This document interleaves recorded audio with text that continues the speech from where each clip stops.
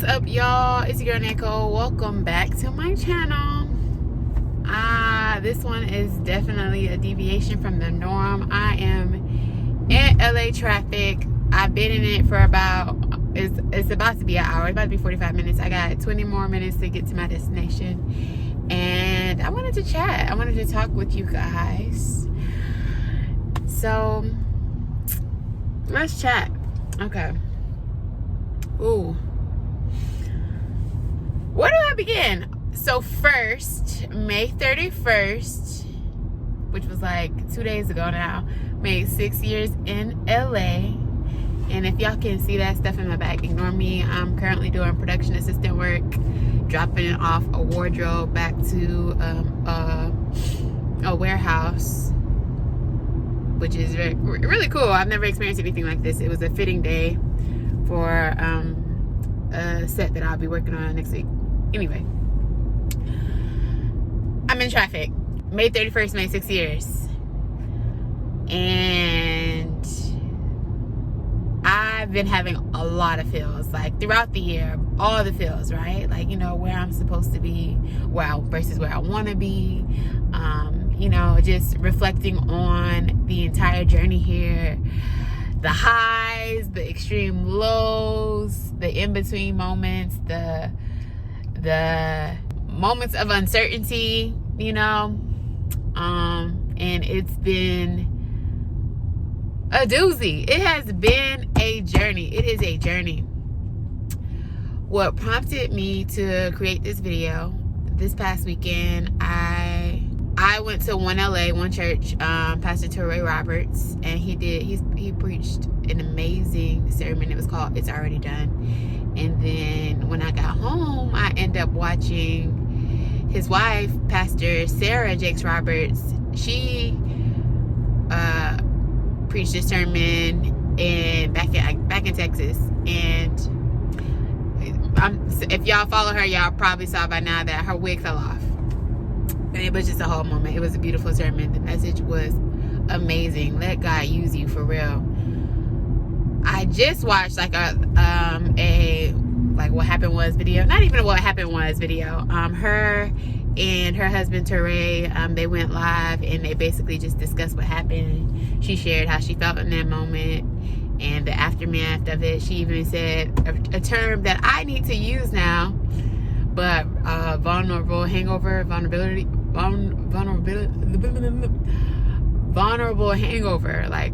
once you are vulnerable, and then like after the amount, you think about it, the hangover, like that, like ooh, like that, feeling afterwards, right?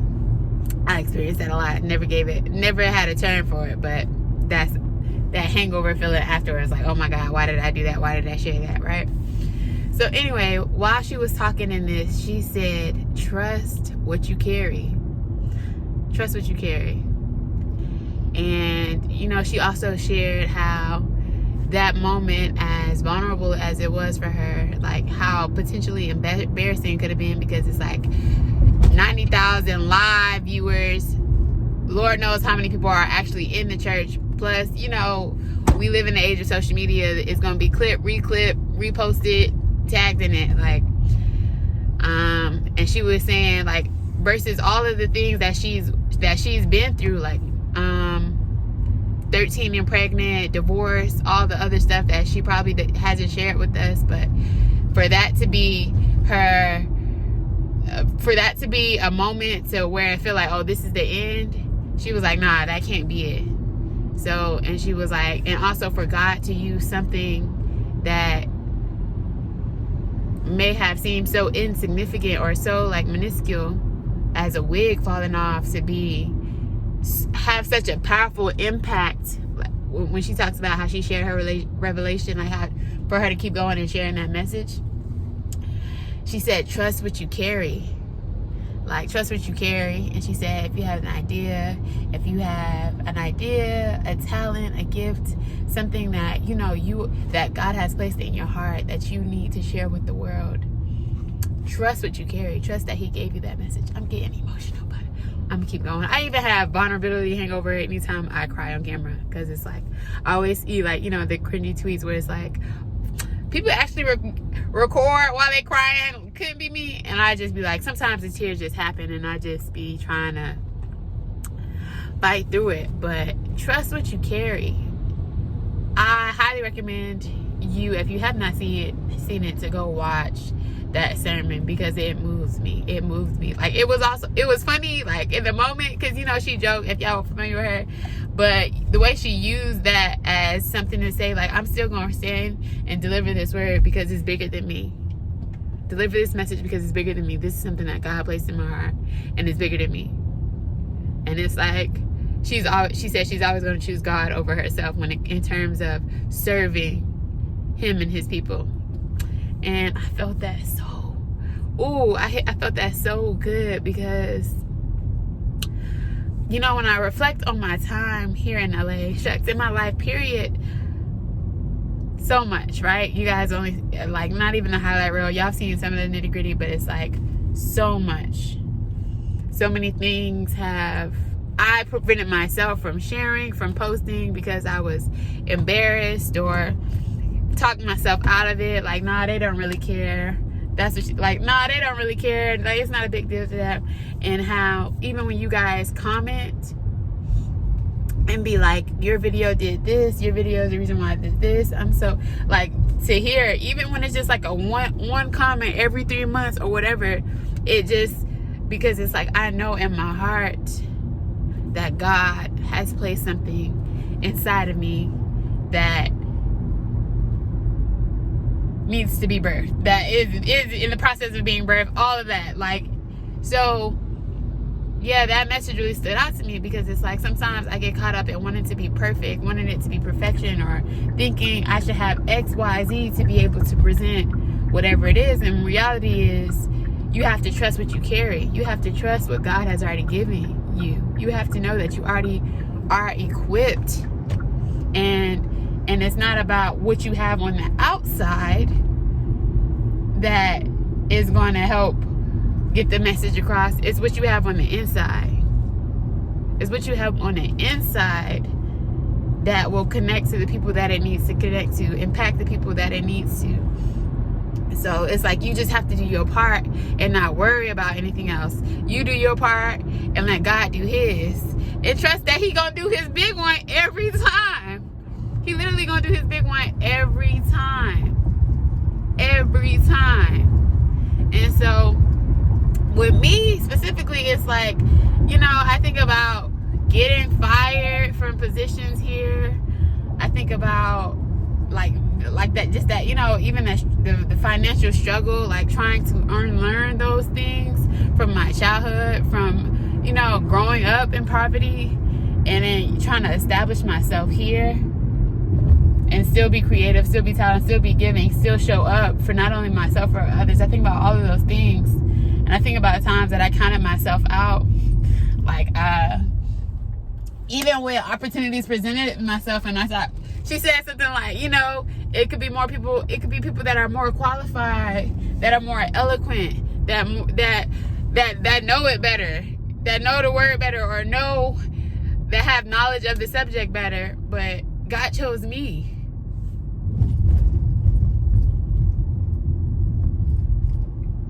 God chose me. Just like how God chose you, and you, and you, and you. Like, God chose us to do his will, his purpose, and the path to do so is never linear. It's not easy, but it's worth it. And you have to do your part, because it's bigger than you. It's so much bigger than you. People, generations are attached to you right now. People you don't know. People that never met you. People that might not even be born yet. They're attached to you fulfilling your destiny. And I felt that, because it's like 6 years in LA.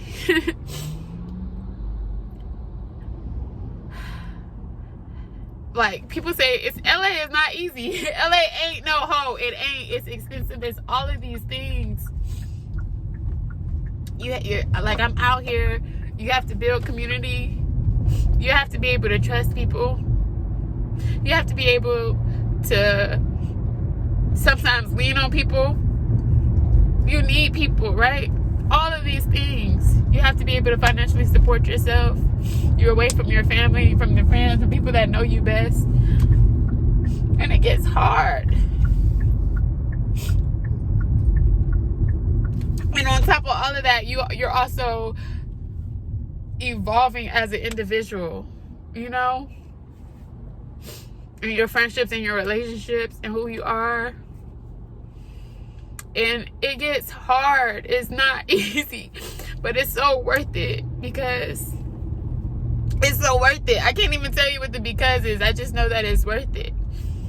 And it's like when you have that moment when you realize that this is the reason why I do it. It's just such a beautiful feeling. It's just so beautiful, and it feels like, okay, God, I know I've been saying that you're with me, but you really are with me. You really are with me. You really are rocking with me. So I'm going to keep rocking with you. I'm going to keep rocking with you. I'm going to keep trusting you. I'm going to keep putting one foot in front of the other. If I'm crawling, I'm going to keep crawling. You know what I mean? Until I learn to fly. And that's just where I'm at with it. That's just where I'm at with it. So if you in LA, if you're not in LA, wherever you are right now, like, trust where you are right now, with what you know, with who you are. Know that you can get better. Know that you can evolve. Know that you can try again. Know that even if people counted you out from whatever loss you may have experienced, it is not the end. It will later be used as a testimony. Like, there's still things I haven't like fully shared with you guys, because it's like I be on the fence of like, should I be open about this, or should I, like, just personal. I try to talk about them in a general sense. I never get too specific, but like, you know, for the people that know, they know. But I have fallen on my face more than once. What I felt like was used to literally knock me out, to move me from here, for me to give up. I can't remember the verse, but what they thought, what was evil, what tried to destroy me, really pushed me forward. Or, you know, was used for good. What they thought was going to be used to destroy me, God was able to turn it and use it for good. Wow. Wow, that's what I think about when I reflect on these 6 years that I've been here. And I'm just so grateful for that. I am so grateful for that. God is so good. God is so good. So I say all that to say, keep going, keep believing, keep trying. I'm currently working on building my relationship with God, getting to know Jesus for myself, and I'm gonna continue to do so. But yeah, that message was there. Like, I just thank God for using her, because it shows that you do not have to be perfect to still be impactful in that way. You know, help somebody else with their breakthrough. So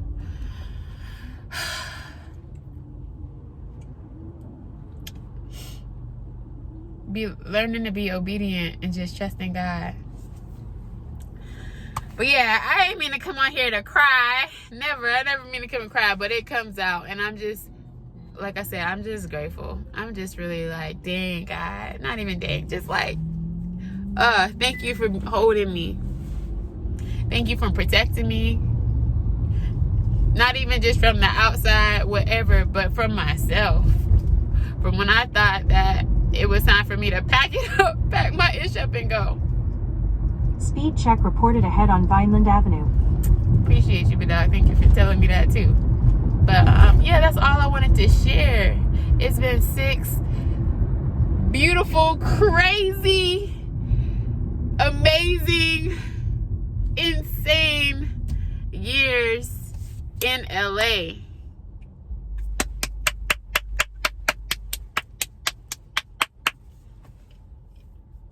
June 11th, I turned 30.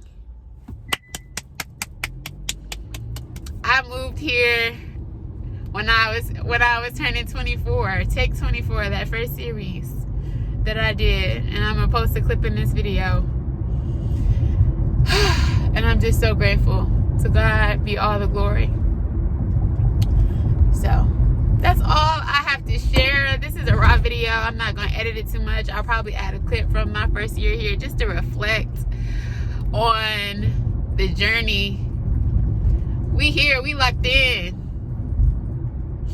We locked in. More news to share later, but yeah, we locked in. Me and God locked in. Ain't no switching up. Ain't no switching up. If we locked in, ain't no switching up. In Jesus' name. I love you guys so much. Until next time, be love. Most importantly, be light. Peace. I'm like 4 minutes from my destination. Cool. I love y'all. It is people. I'm moving to California. I'm not saying this is gonna be in no means easy, but I'm ready.